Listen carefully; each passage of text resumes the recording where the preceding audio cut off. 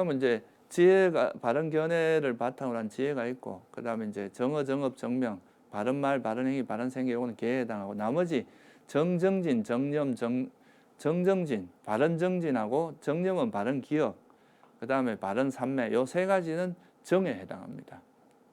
왜냐하면 여러분들 이제 해로운 법을 버리고 유익한 법을 개발한 게 바른 정진이잖아요. 그렇게 바른 정진을 해서 해로운 법이 버려지고 바른 유익한 마음만 이어지는 그런 상태가 딱 정착되는 게 바른 기억이 확립되는 거거든요. 그럼 그렇게 되면 그게 바로 바른 삼매가, 그런 마음 상태가 삼매로 이어진단 말이에요. 그래서 바른 정진, 바른 기억, 바른 삼매라고 요 세 가지는 개정해 중에 정해, 삼매에 해당합니다. 그래서 팔정도를 다르게 말하면 개정해라고 말할 수도 있어요. 그래서 개를 기반으로 해서, 개는 기초거든요. 이걸 기반으로 해서 삼매와 지혜를 닦는 게 중도다. 그게 팔정도다. 이렇게 요약할 수도 있습니다. 그래서 거기에 기반해서 제가 좀 설명을 드리도록 하겠습니다. 그러니까 요 이제 8가지로 설명을 하려면 조금 복잡하게 생각할 수도 있기 때문에 그 정견, 정사유, 바른 견해, 바른 사유는 해로 묶고, 그 다음에 이제 바른 말, 바른 행위, 바른 생계는 개에 해당하고, 바른 정진, 바른 기억, 바른 삼매, 요거는 삼매, 정에 해당해서 개정해로 해서 이제 좀 설명을 하면 좋을 것 같고요. 개라는 거는 사실 이제 기반이 되는 거라서 항상 뭐 이렇게 하는 게 아니라, 수행할 때 말 안 하면 바른 말이라는 게 별로 의미가 없잖아요, 그죠? 근데 이제 요거는 기초가 되는 거고, 실제 이제 수행에서 직접적으로 작용하는 거는 2가지라고 할 수 있어요. 정과 해는 항상 작용을 합니다. 삼매와 지혜, 이 2가지가 이제 작용하는데, 그래서 요 2가지에 좀 포커스를 맞춰서 설명을 드릴게요. 그래서 우리가 이제 경전에 보면은 삼매를 닦는, 정을 닦는 수행을, 개정해를 다르게 말하면 원래 이제 빨리어로는 실라, 이게 개입니다. 실라라는 게. 그리고 정은 삼매의 번역인데, 삼매는 사마디라고 하죠, 그죠? 아까 말씀드린 바른 삼매에서 말하는 그 사마디, 삼매. 그리고 해는 지혜의 번역어니까요. 그래서 이제 삼매와 지혜, 정과 해, 이렇게 이제 말할 수가 있고요. 그래서 이 삼매를 닦는, 정을 닦는 수행을 경전에서 뭐라고 하느냐 하면 사마타 수행이라고 이야기합니다. 혹시 들어봤는지 모르겠는데, 이 사마타라는 표현은 무슨 뜻이냐 하면 고요하다, 조용하다, 마음이 고요해진다, 이런 뜻입니다. 사마타라는 뜻 자체가. 그래서 고요함이라고 말하기도 하고, 고요해지는 게 이제 또 다른 말로 이걸 뭐라고 하냐면 거친다, 깨끗하다, 이런 표현도 있거든요. 그러니까 이 해로운 법이 거친 상태, 탐욕이나 성냄, 어리석음이 멈춰진 상태. 그래서 이걸 뭐라고 번역하기도 하냐면 거칠지, 그러니까 중국에서는 이걸 거칠지자로 번역했어요, 사마타를. 그래서 사마타는 이제 지수행이다, 마음을 거치는, 해로운 법을 거치는 수행이다, 또는 뭐 생각을 멈추는 수행이다, 이렇게 표현할 수가 있습니다. 그게 이제 사마타고요. 이 사마타는 그러니까 삼매를 개발하는 수행을, 마음을 고요하게 만들어서 탐욕과 성냄으로부터 벗어나서 마음을 고요하게 해주는. 여러분 마음이 항상 고요하진 않잖아요, 그죠? 항상 뭐 어지럽고 들떠 있는 경우가 많은데, 그거는 이제 다 왜 들떠냐, 탐욕이나 성냄이 계속 작동을 하기 때문에. 그런데 이걸 가라앉혀서 고요하게 만드는 수행이 사마타 수행이라고 하고요. 또 하나는 이제 지혜를 개발하는 수행은 또 많이 들어봤을 거예요. 윗바사나 수행이라고 이야기를 합니다. 사마타는 고요함이란 뜻이 있다 그러면, 윗바사나는 위 플러스 빠사티라고 하는 거의 합성어인데요. 위라는 건 이제 분별하다 또는 철저하게, 이런 뜻이 있어요. 그리고 바사나는 이제 보다, 이런 뜻이 있어요. 그러니까 윗바사나는 철저히 보다, 분별해서 보다, 이런 뜻이죠. 그러니까 이거를 좀 깊이 보다, 이게 좀 철저히 보다, 이런 뜻이니까, 그러니까 사물의 본질을 그냥 어설프게 보는 게 아니라 그것이 가지고 있는 실상, 본질, 이런 거에 접근해서 좀 더 깊이 본다, 이런 의미로 이야기하는 거죠.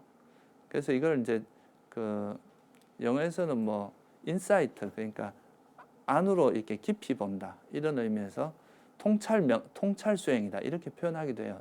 결국 지혜를 개발하는 수행입니다. 이 위파사나는 지혜를 개발하는 수행으로 볼 수 있고 사마타는 이제 삼매를 개발하는 수행이다. 그래서 어떻게 보면 그 팔정도 중도라고 하는 것은 사마타 위파사나 수행이다.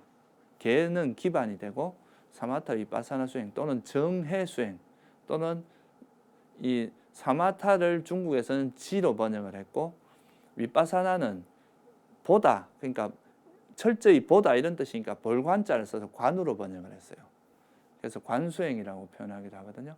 그래서 지관 이런 말 들어봤는지 모르겠는데 사마타 위파사나를 지관수행이라고 하기도 합니다. 그래서 어쨌든 이제 사마타하고 위파사나라는 두 가지 이제 형태가 있고 이거는 결국 다른 말로 하면 삼매와 지혜를 개발하는 수행이다. 이렇게 표현할 수 있는데요. 그러면 이제 팔정도를 통해서 이제 이런 삼매와 지혜를 개발해서 이 삼매를 바탕으로 하면은 마음이 고요하니까 이 고요한 마음을 바탕으로 해서 지혜가 개발이 돼요. 근데 또 지혜가 있으면은 이 지혜는 이제 그 탐욕이나 성냄을 버리게 만드는 그 힘이 지혜거든요. 이 지혜의 힘으로 이걸 버리거든. 그러니까 이 지혜가 있으면 또 탐욕이나 성냄을 버릴 수 있으니까 마음이 또 잘 고요해지겠죠. 그죠? 그래서 이게 결국은 삼매하고 지혜가 서로 이제 좋은 작용을 하면서 계속 우리 지혜가 성장되도록 하는 그런 어떤 메커니즘이다. 이렇게 볼 수가 있습니다.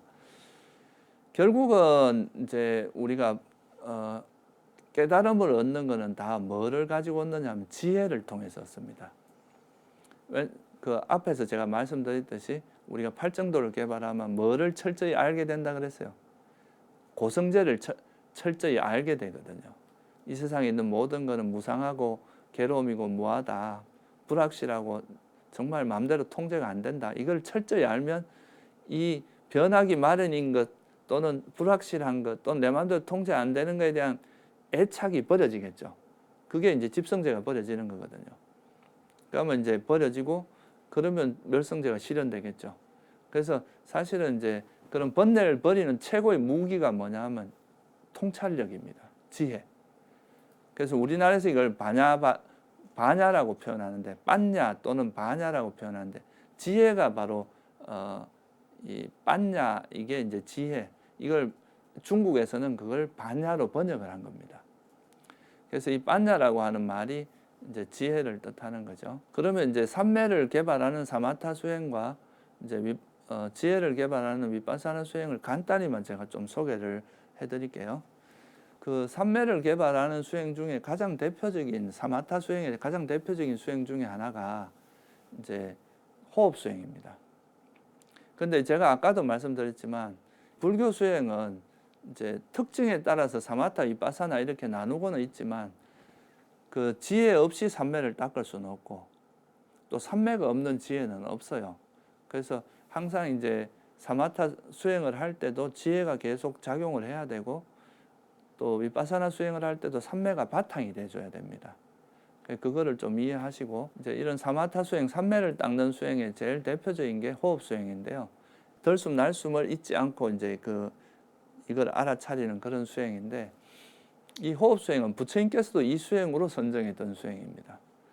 그래서 이거는 이제 불교 수행에서 가장 전통도 오래되고 가장 많이 이제 닦여지는 수행 중에 하나가 바로 이 호흡 수행이거든요. 그래서 이 호흡 수행을 통해서 우리가 이제 마음을 이렇게 길들인다는 건 지혜로서 길들이는 거죠. 탐욕을 길들이고 성냄을 길들이고 해서 그거를 이제 내려놓으면 이제 그 삼매에 들게 되는데 그 과정을 제가 간단히 설명을 드리면서 이 호흡 수행을 통해서 어떻게 이제 우리가 삼매를 닦고 선정을 얻을 수 있는지에 대해서 좀 설명을 드려볼게요. 그래서 이거는 이제 지혜가 작용을 해야 되는데 우리가 보통은 보면 막 뭔가 보면은 되게 신기한 걸 보면 그거에 대해서 막 보고 싶고 또 이렇게 음악이나 그런 듣기 좋은 소리 자꾸 듣고 싶고 그런 것에 대한 애착이 자꾸 가고 그러니까 마음이 계속 밖으로 향해 달린단 말이에요. 맛있는 거 보면 또 그거 먹으러 가고 싶고 이제 이런 욕심들이 있는데 그런 것들을 가라앉힘으로써 이제 세상에 대해서 좀 관심을 끊고 우리가 마음을 이제 어느 하나의 호흡이라고 하는 요 하나의 대상에다가 마음을 이렇게 둠으로써 두고, 그런데 이제 마음을 두려고 해도 이렇게 마음이 계속 움직이는 거를 이 마음을 이제 길들여서 마음을 고요하게 하는 이런 이제 과정을 이야기하는데요. 그러니까 일단은 이제 호흡 수행을 할 때는 내가 호흡이라고 하는 여기에다가 내 마음을 주의를 기울이겠다. 호흡 하나에만 내 마음을 두고 다른 생각은 다 내려놓겠다. 이 세상에 있는 모든 것은 다 변하기 마련이고 또 그 불확실하고 내 마음대로 되지도 않는 건데 이런 거에 내가 대해서 자꾸 관심을 가지면 뭐 할 거냐. 지금 적어도 내가 요 앉아 있는 시간만이라도 이런 세상의 모든 걸 다 잊어버리고 오직 호흡 하나만 알아차리고 호흡에만 내 마음을 기울이면서 앉아 있겠다. 이렇게 이제 결심을 하는 거죠. 그래서 그렇게 결심을 한 다음에, 근데 그래도 아무리 내가 마음을 여기에 이제 호흡에만 있겠다고 해도 우리 마음은 계속 돌아다니는 게 익숙해 있기 때문에 가만히 있질 않아요. 그래서 호흡에 이제 마음을 두고 있지만 호흡에 마음을 두겠다고 결심을 해도 마음은 여기 있지 않고 또 딴 데로 뭐 이 생각 저 생각으로 막 흘러다니게 됩니다. 근데 그런 생각이 움직이는 거에 가장 생각이 움직이는 이유가 뭐냐 하면은 뭔가 내가 즐기고 싶은 거에 대한 애착을 놓지 못하는 것. 그 다음에 뭔가 싫어하는 그거에 대해서 막 화를 바탕으로 하는 이런 것들이 계속 생각을 움직이게 하기 때문에, 그래서 이런 생각이 움직이면 아 내가 뭐에 또 집착을 하고 있구나 하고 그걸 알아차리고 그걸 이제 내려놓습니다. 그러면 이제 탐욕이 내려놓으면 마음은 또 내가 호흡에 있겠다고 했으니까 마음이 다시 자연스럽게 호흡으로 돌아오게 되거든요. 또 화가 나요. 막 뭔가 또 짜증이 나고 이럴 때는 마음이 뭔가 또 생각 없는데 이 속에 또 내가 짜증을 내고 있구나, 답답하구나, 지루해 하는구나 이렇게 알고 돌아와요.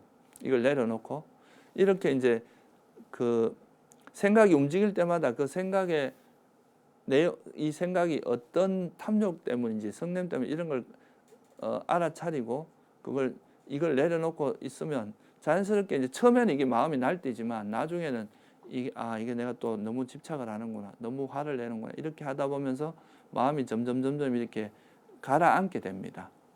그러면 이제 뭔가 딴 거에 대한 관심, 집착하고 화내고 이런 마음들이 서서히 길들여지면서, 그러면 이제 생각이 자꾸 움직이던 이런 에너지가 이 탐욕과 성냄이 길들여지면 점점 빠지게 되니까 내가 마음을 둘 때는 호흡밖에 없잖아요. 그럼 호흡으로 마음이 계속 가게 돼요. 마음이 하나가 되기 시작을 하는 거죠. 보통 우리가 이제 생각이 움직이는 건 다 이런 이제 그 밑뿌리에는 뭔가에 대한 애착이나 그 분노 이런 게 이제 자리 잡고 있거든요. 그래서 그 마음을 알아차리고 내려놓고 알아차리고 내려놓고 하다 보면 이제 점점 그 힘이, 그러니까 날뛰는 이 이제 마음이 점점 빠져요. 예를 들면 우리가 길들여지지 않은 소를 이제 어떤 말뚝에다 이렇게 묶어 놓으면 그 막 소가 막 날뛰잖아요, 망아지가. 그 막 날뛰봐야 아무 소용이 없네 하면 이제 이게 힘이 빠지면 그때는 이제 말뚝에 더 이상 해봐야 소용이 없구나 생각하면 그 말뚝에 묶여 있는 채로 그냥 조용히 있게 되잖아요. 그런 것처럼 우리 마음도 호흡에만 있으려고 하면 계속 이게 날뛰게 되는데 이 마음을 이렇게 이제 잘 길들여서 지혜로서 이건 탐욕이구나, 탐욕을 이제 내려놓는 지혜를 활용해서 내려놓고 성냄을 내려놓고 이렇게 하다 보면 마음이 서서히 이제 호흡에 가만히 있는 게 훨씬 더 행복하다는 것. 날뛰봐야 힘만 빠지고 호흡에 가만히 있는 것이 더 편안하고 행복한 걸 경험을 하게 됩니다.